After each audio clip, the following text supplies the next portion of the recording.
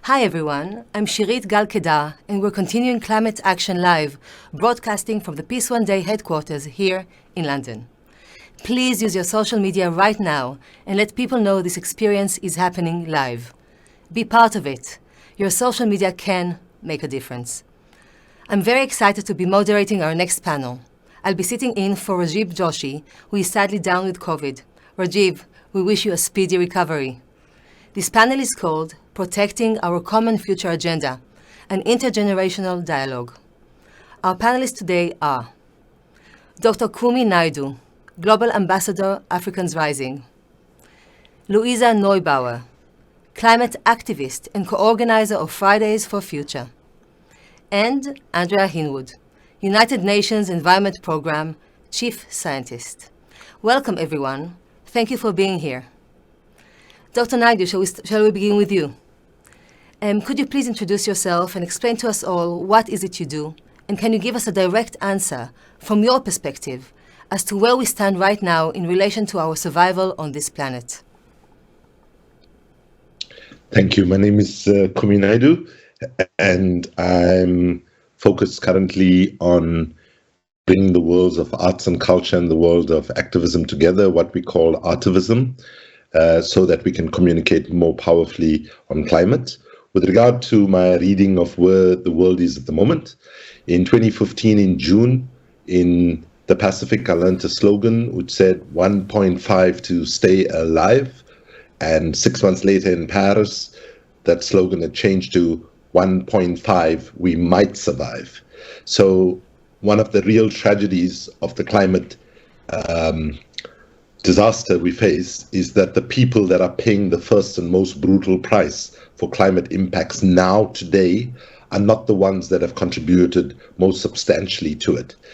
In fact, they have minimally contributed to it. So today we need to recognize that we have a deep climate injustice as well as climate apartheid. When you look at historically which parts of the world generated the problems and which parts of the world are paying the first and most brutal price for it. And so in the current context, I think we need to say that we have a tiny, tiny window of opportunity to reverse catastrophic climate change. And that window is fast closing. The last thing I would tell you is that I'm talking to you from Durban, my home city. You might not have heard this because the mainstream or the widestream media does not give enough attention to what happens in the global south. But 5 weeks ago, 500 people in my city died because there was such bad flooding. Infrastructure was washed away, bodies were not found, and so on. So I conclude by saying where we are is in a very precarious state. We are in a deep level of cognitive dissonance. Our leaders are in denial about how close to the climate cliff we are and need to be pushed much, much harder.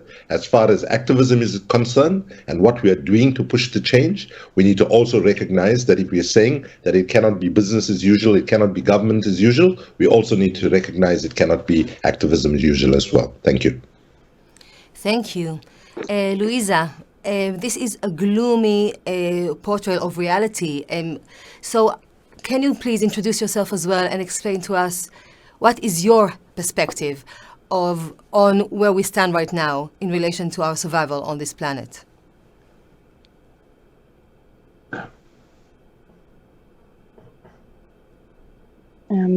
Yes, of course. Thanks so much for having me here. My name is Luisa Neubauer. As said, I am a climate justice activist for Fridays for Future. I am based in Berlin, in Germany, meaning one of the parts of the world that is most responsible for the climate disaster, and also one of the parts of the world that arguably would have the most capacity to really, introduce very rapid changes. And that is what we need to look at, who has a capacity and the responsibility to very quickly change. And that's why for 3.5 years now, we've been organizing across the country, millions of people, to fight for climate justice, to push our governments beyond what they would usually commit to, broaden the idea what climate justice means for such a privileged place as Germany, and what it really means to work towards that moment that we can look each other into the eye. This is again across continents, across generations, across regions, across borders. And that is really what we're doing here. And Kumi made a really important point about climate injustices happening all around, starting with access and visibility, but not ending there. And we are on the very, privileged side. We have a job to do here. And in a world where we recognize that everyone should have the, technically has the same right to live safely and freely wherever they are born, whatever generation, whatever continent, whatever region. We must recognize that something is going terribly wrong in places like Germany. And that's what we're doing here. And there's a lot to do. We're very worried about the responses to the Ukraine war coming from places like Germany. We're seeing a fossil fuel backlash in many places.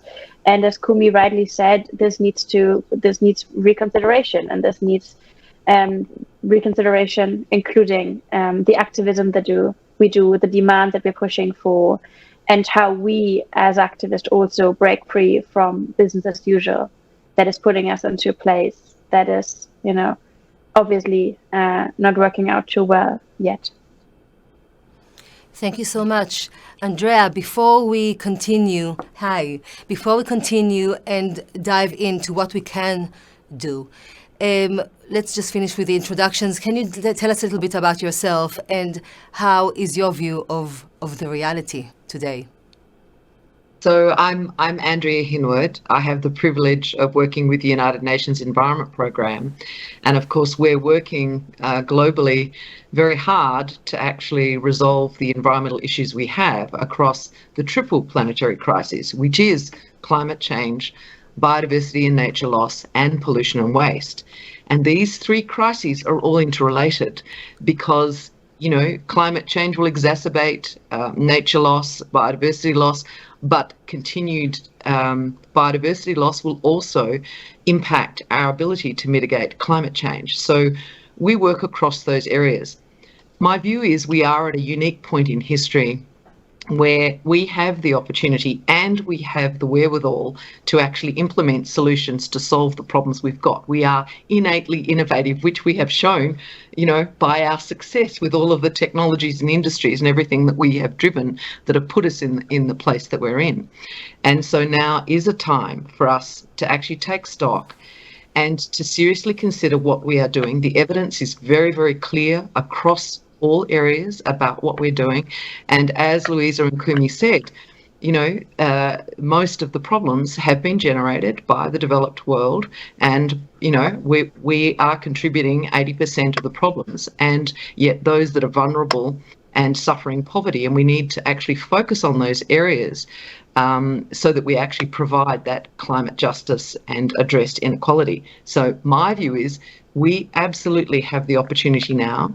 We do have many of the solutions, and we need to engage society more broadly to actually make sure that we put these solutions in place. So I'm an optimist, but I can see the evidence, and we all experience it all the time. So thank you. Thank you so much. Dr. Naidu, you portrayed kind of a bleak picture. Is there anything that inspires you, and has there been any concrete action that gives you hope?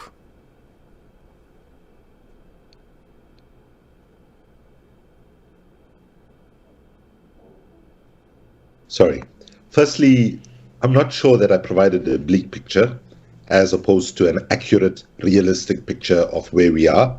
I think there's a very high level of cognitive dissonance of denying how close to the climate cliff we are.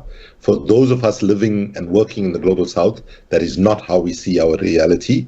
And so let me just say it's realistic what I presented, not. But having said that, this moment of history that we find ourselves in is one where we do not, pessimism is a luxury that we cannot afford.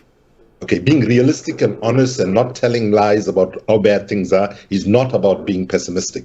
It's about making sure that we have a rational analysis so that the scale of our intervention is appropriate. So one of the positive things that inspires me at the moment we're in, I have never, in my entire 4 decades of activism plus, I've seen such an appetite for deep structural and systemic change that is being articulated in a whole range of places around the world. Yes, it's true that things are quite dire in addition to climate, the rise of fascism, deepening inequality, attack on women's rights, and so on. But this is a moment of massive opportunity for recognizing that we will never address the climate crisis with the current economic system. And now there's enough people believing that we need to push for fundamental changes in our energy system, our economic system, and so on. Because bear in mind, it was all those systems that have brought us to this point of crisis. So finally, I would say, I am optimistic that unlike after the global financial crisis, all those with power did was system recovery, system protection, system maintenance. I am optimistic right now that what we could see is system innovation, system transformation, and system redesign.